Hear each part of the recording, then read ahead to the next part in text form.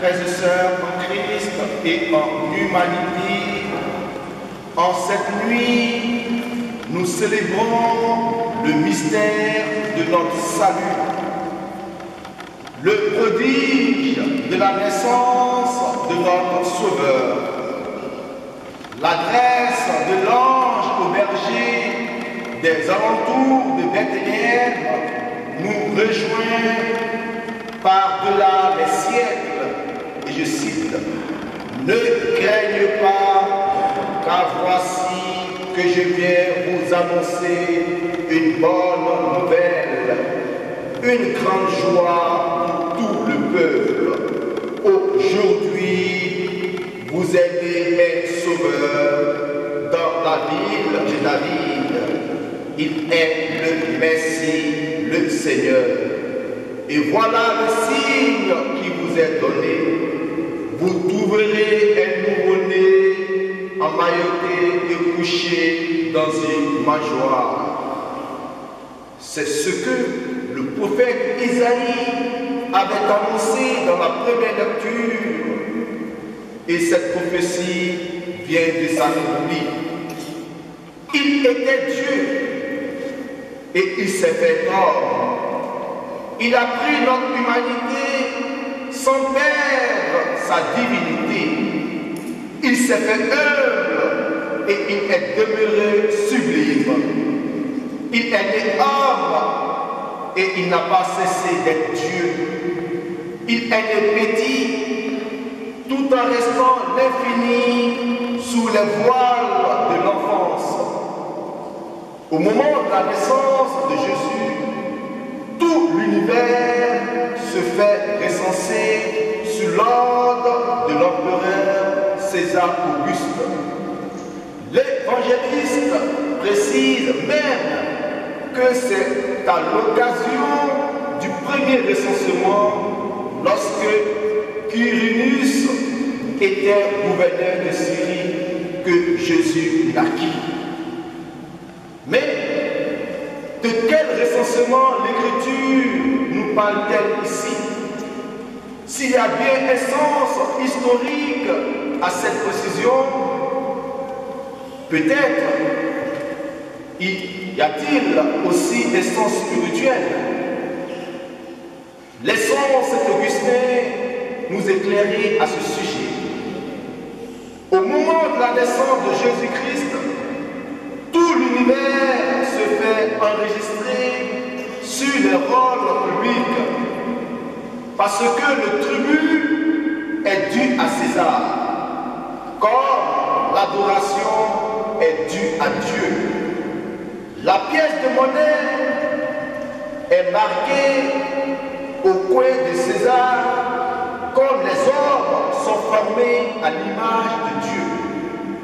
Le recensement du monde se perd en ce moment afin que l'image du roi soit empreinte de la monnaie et que l'image de Dieu soit réformée dans l'homme.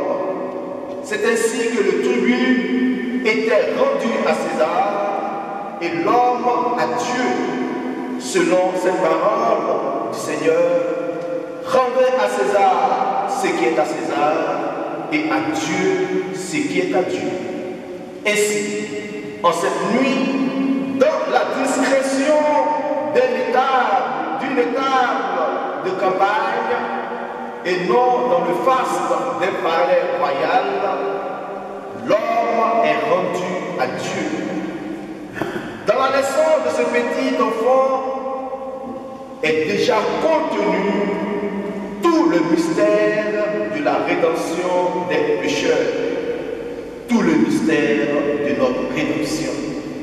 Car comment aurions-nous pu être sauvés si Dieu n'était pas devenu, ou si Dieu n'était pas venu sous la forme d'un homme, d'un pauvre ou d'un pécheur?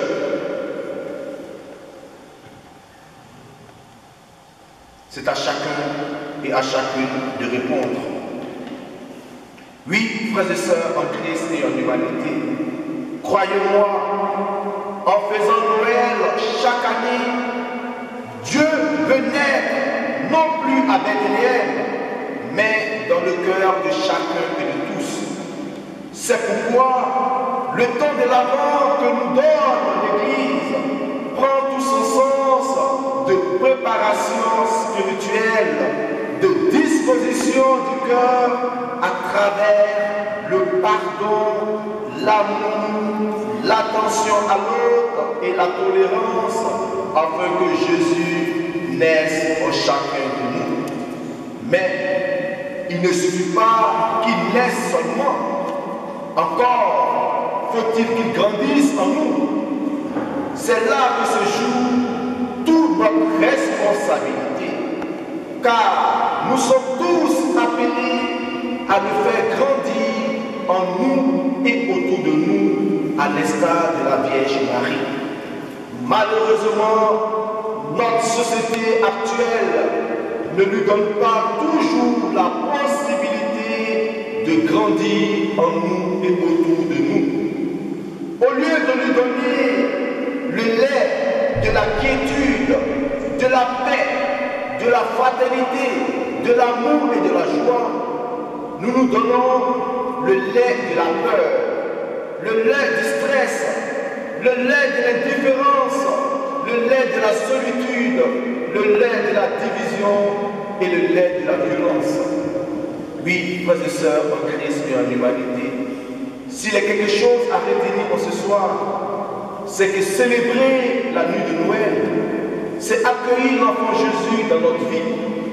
Mais plus encore, c'est de nous efforcer d'accorder un jour le pardon en essayant d'ouvrir notre cœur à nos frères ou notre soeur, à notre père ou notre mère, à notre fils ou notre fille, à notre époux ou notre épouse qui nous ont versés, blessés, trahis et même déçus. C'est tout simplement considérer l'autre dans ce qui est devant Dieu. Car Noël, Dieu lui-même s'est uni à la condition humaine. Il ne tient pas compte de nos faiblesses et de nos imperfections. Il vient à nous et à nous tous sans condition. C'est l'occasion pour nous aujourd'hui, pour ne pas dire ce soir, de penser à tous ces enfants et à toutes ces personnes orphelins, malades, rejetés, maltraités ou exploités.